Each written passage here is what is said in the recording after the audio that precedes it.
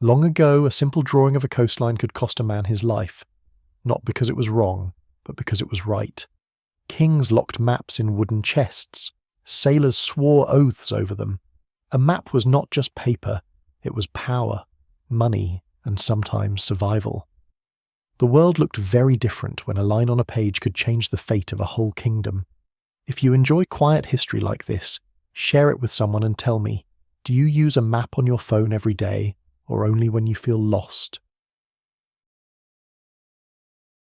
A few times each day, most of us open a small map without even thinking. It lives inside our phones. We tap the screen, and a blue line appears. It tells us where to turn. It tells us how long the trip will take. We trust it without fear. We even follow it into streets we have never seen before. It feels normal. It feels safe. But there was a time when a map was not safe at all. A time when a map could start a war. A time when a map was hidden like gold. Locked away. Protected. Feared. In those days, a map was not just a guide. It was a secret. And secrets, as you know, can be dangerous things. This is not only a story about maps. It is a story about how people tried to understand the world and how that search shaped our lives today. Long before paper maps, people carried the world in their heads. Early travellers used the sun, the stars, and the shape of the land. They remembered rivers, hills, and old trees. A path was a story passed from one person to another. In ancient Mesopotamia, people began to draw simple maps on clay tablets. Clay is soft mud that becomes hard when you bake it in fire. These tablets showed fields, canals, and small towns. They were not perfect, but they helped people manage land and water. One of the oldest maps we know is the Babylonian world map. It was made more than 2,500 years ago. It shows a round world with a river around it. The river stands for the ocean. At the centre there is a small shape. That shape is Babylon. To them the world was small, and they stood in the middle of it. Far away in ancient Egypt, maps were also used. Some showed gold mines in the desert. These were not maps for travellers. They were maps for rulers. Gold meant power. So the paths to the mines had to be clear, but they also had to be kept secret from enemies. In ancient Greece, maps began to change. Greek thinkers asked big questions. They wanted to know the true shape of the world. One man named Ptolemy lived in the city of Alexandria almost 2,000 years ago. He wrote a book called Geographia. In it, he explained how to draw maps using lines of numbers. These lines were called latitude and longitude. Latitude means lines that go around the Earth like belts. Longitude means lines that run from the top to the bottom of the Earth. With these lines, people could describe a place with numbers. This idea was very new. It was also very powerful. A map was no longer just a drawing. It became a system, a tool. But even then, maps were rare. They were made by hand. Each one took time, and each one held knowledge that others might want. As trade grew, maps became more valuable. Traders crossed seas and deserts. They carried spices, silk, and metals. These goods brought great wealth, but only if you knew the right path. Imagine a long caravan moving through the desert. The sand looks the same in every direction. There are no signs, no roads, only heat and wind. One wrong turn could mean death. So the knowledge of the route was a treasure. Sometimes the route was not written down at all. It lived only in the mind of the guide. The guide was often an older man. He knew the stars, he knew the wind, he knew where to find water. Without him, the caravan was blind. In this way, a map was not just paper, it was knowledge, and knowledge could be owned. By the time of the Roman Empire, maps were used to control land. Rome built long roads across Europe, North Africa, and parts of Asia. Soldiers and traders used these roads. So the Romans made maps to show the routes. One famous Roman map is called the Putinger table. It is not shaped like a normal map. It is long and narrow like a scroll. It shows roads, towns, and distances. It was made to help travellers move across the empire, but even in Rome, detailed maps were not for everyone. They were for officials, generals, and rulers.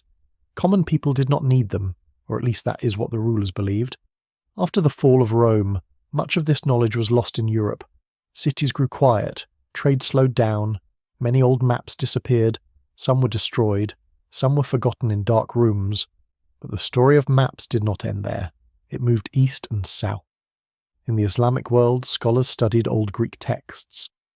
They translated them into Arabic. They also added their own ideas. Cities like Baghdad, Damascus, and Cordoba became centres of learning. One great scholar was al-Idrisi. He lived in the 12th century. A king in Sicily asked him to make a world map. The king wanted to know the lands beyond his island. He wanted power, and power needed knowledge. Al-Idrisi worked for many years. He spoke with travellers. He listened to traders. He collected stories about faraway places. Then he drew a large map on a round silver plate. Silver is a soft, bright metal. It was expensive. That shows how much the king valued the map. This map showed Africa, Europe, and Asia. It was one of the most detailed maps of its time. It did not look exactly like our maps today, but it was close enough to guide ships and caravans. And this is where maps slowly began to change from tools of thought into tools of power. Sea trade started to grow again. Ships crossed the Mediterranean Sea. They carried goods between ports. A port is a place where ships stopped to load and unload cargo. Sailors needed maps that showed coastlines.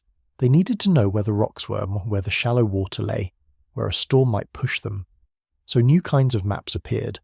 They were called portolan charts. A portolan chart was a sea map. It showed ports, coastlines, and compass lines. A compass is a tool with a needle that points north. These maps were very accurate for their time. Sailors trusted them. Some even kissed them before long trips. It sounds strange, but it shows respect. Respect for the knowledge that could save a life.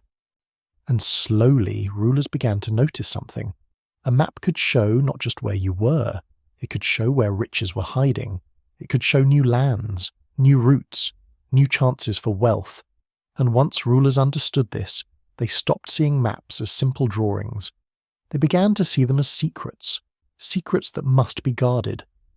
In the ports of Venice and Genoa, map makers worked behind closed doors. They did not show their work to strangers. Some rulers even made laws. These laws said that no one could copy certain maps. If a sailor stole a map, the punishment could be severe. In some places, it meant prison. In others, it meant death. It sounds harsh today, but at that time, a map could lead an enemy straight to your gold, your spices, or your new land. Yeah, and as Europe slowly woke from its long quiet period, a new hunger grew. Kings and queens wanted more land, more trade, more power, and they all needed the same thing to get it. They needed maps. The hunger for new lands did not begin with loud wars or grand speeches. It grew quietly.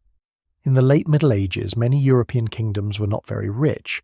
They wanted spices from Asia. Pepper, cinnamon, and cloves were more than just flavours. People used them to keep meat from spoiling. Without refrigerators, spices were precious. A small bag of pepper could cost a fortune, but the routes to Asia were long and dangerous. Traders crossed deserts, mountains, and many borders. At every stop, they paid taxes. Each tax made the spices more expensive. By the time they reached Europe, only the wealthy could buy them. So kings and merchants began to dream of a sea route. They wanted a direct path to the east, a path that no one else controlled. In Portugal, a prince named Henry became fascinated by the sea. People later called him Henry the Navigator. He did not sail far himself, but he paid for ships, tools, and maps. He wanted to know what lay beyond the known coast of Africa. At that time, European maps of Africa were simple and full of guesswork. Some showed the sea near the equator as boiling, others warned of sea monsters waiting in the dark waters. Still, Portuguese sailors kept moving south. Each voyage added a little more knowledge, a new bay, a new river, a new stretch of coast. When they returned, map makers added these details to their charts. But these charts were not public. They were stored in royal archives. An archive is a place where valuable records are kept. The Portuguese crown treated these maps like secrets of the state. If another country stole them, it could follow the same routes. It could reach the same ports and claim the same riches. So the maps stayed locked away. There were even stories of spies who tried to steal them. Some pretended to be merchants, others pretended to be sailors. Map rooms in busy ports were locked with heavy doors. Only trusted men could enter. Then a sailor from Genoa appeared. His name was Christopher Columbus. He believed he could reach Asia by sailing west. Many kings refused to support him. They thought his plan was foolish, but the rulers of Spain were curious. They wanted to compete with Portugal. They wanted their own trade routes, so they gave Columbus ships and men. In 1492 he sailed across the Atlantic. He expected to reach Asia. Instead, he reached islands in the Caribbean. He believed he was near India, so he called the people he met Indians. The name stayed, even though it was wrong. Columbus returned to Spain with news of new lands. Everything changed after that. Maps were no longer only about trade routes. They were about whole continents. Spain and Portugal quickly made a deal. It was called the Treaty of Tordesillas. A treaty is an agreement between countries. They drew an imaginary line across the world. Lands on one side would belong to Spain. Lands on the other side would belong to Portugal. It sounds strange today. Two countries dividing the world with a line on a map. But at that time, maps gave power to such ideas. Because of this, maps became even more dangerous. Spanish ships sailed west. Portuguese ships sailed around Africa and into the Indian Ocean. They found new ports, islands, and peoples. Each discovery was marked on secret maps. In Lisbon and Seville, royal map rooms became some of the most guarded places in Europe. Sailors had to swear oaths. An oath is a strong promise. They promised not to share the knowledge of new routes. If a map reached the wrong hands, a kingdom could lose its future wealth. So some maps were locked in chests. Others were destroyed after use. Many mapmakers lived quiet, forgotten lives. They spent years drawing coastlines and measuring distances. But their names were not known. The maps belonged to the crown. When they died, their work stayed behind locked doors. In the 16th century, map-making improved. Sailors used tools like the astrolabe. It was a metal instrument that helped them find their position by the stars. With better tools, maps became more accurate, but the secrecy only grew. In Spain, there was an office called the Casa de Contratación. It controlled trade with the New World, the name Europeans gave to the Americas. Inside this office, there was a master map called the Padrón Real. Every ship captain had to follow this map. When a ship returned, the captain reported any new coastlines. Then the map was updated, but it was never shown to outsiders. It was guarded like treasure. Some sailors were punished for sharing map secrets. Some lost their jobs. Some went to prison. A map was not just a guide, it was a weapon. Soon, England, France, and the Netherlands joined the race. They sent their own ships across the oceans. They wanted colonies, trade, and power. To get these things, they needed maps. Some mapmakers even worked as spies. They sold maps to rival nations. It was a dangerous life. At sea, danger was always close. A wrong map could send a ship onto rocks. It could leave a crew without water. Many sailors never came home. Ships sometimes vanished without a trace. No letters, no survivors, only empty docks and waiting families. Sometimes the cause was a bad or stolen map. In those moments, a map was not just paper. It was the thin line between life and death. Still, people kept sailing. The hunger for new lands was too strong. Every voyage added new lines to the world's picture. Slowly, the blank spaces on maps began to shrink. Continents took shape. Oceans were crossed again and again. But one question remained. Who owned this knowledge, and who was allowed to see it? As printing presses spread across Europe, books became cheaper. Ideas travelled faster, and maps slowly began to leave the locked rooms of kings. They started to move, little by little, into the hands of ordinary people. In the 17th and 18th centuries, the story of maps began to change. The seas were still dangerous. Ships still vanished in storms. Sailors still trusted small charts more than their own eyes. But on land, something quiet was happening. Printing presses had spread across Europe. A printing press is a machine that can copy words or pictures onto many pages. Before this, each map had to be drawn by hand. It took a long time. Now one map could be printed many times. This changed the meaning of a map. It was no longer only for kings and admirals. Wealthy merchants could buy them. Scholars could study them. Some schools even used them in lessons. In busy port cities, map shops opened near the docks.